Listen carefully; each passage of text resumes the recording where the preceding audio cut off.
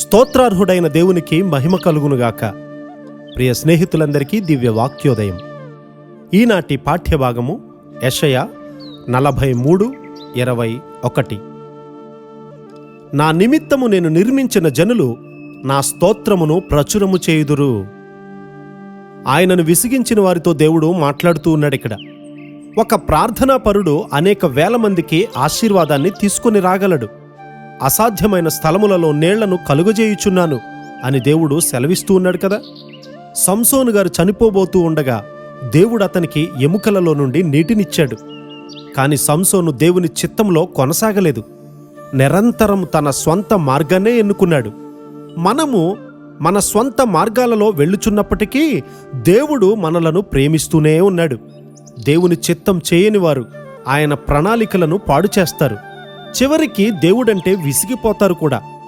ఎవరైతే దేవుని చిత్తమును చేస్తారో, ఆయన మహిమ కొరకు జీవిస్తారో వారిపై ఆశీర్వాదాలు ప్రవాహం వలె, ఆయన నీతి సముద్ర తరంగముల వలె క్రొమ్మరించబడడం చూస్తారు. ఒక సముద్ర తరంగము ఒక నది వలె ఉంటుంది. ప్రవహించు నీళ్లు వరద వలె పొంగి వస్తాయి. నీ జీవితము ఇతరులను నీతిలోనికి నడిపిస్తుంది. అదెంత శక్తివంతమైందంటే నది వలె సమాధానము కూడా వారిలోనికి ప్రవేశించును.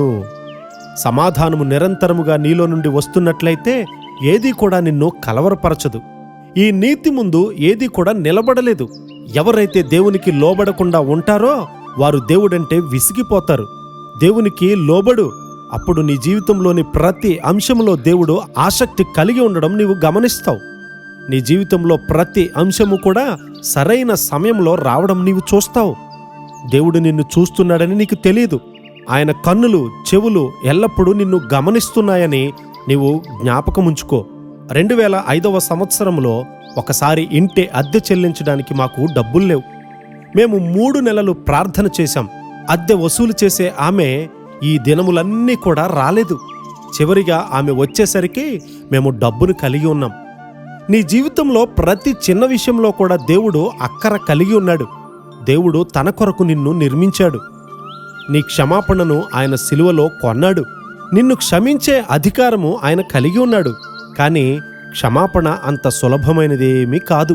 ఒక వ్యక్తి తన పాపాలన్నిటినీ నమ్మకమైనటువంటి తన భార్య దగ్గర ఒప్పుకున్నాడు. అతనిని క్షమించడం కొరకు ఆమె తన గదిలోనికి వెళ్ళి ప్రార్థించింది. ఆమె అతనిని క్షమించింది. కానీ ఆమె తన గదిలో నుండి వచ్చేసరికి నల్లగానున్న వెంట్రుకలు తెల్లగా మారిపోయాయి. అతనిని క్షమించడానికి ఆమెకు కొంత వ్యయమైంది. క్షమాపణ చాలా విలువైంది.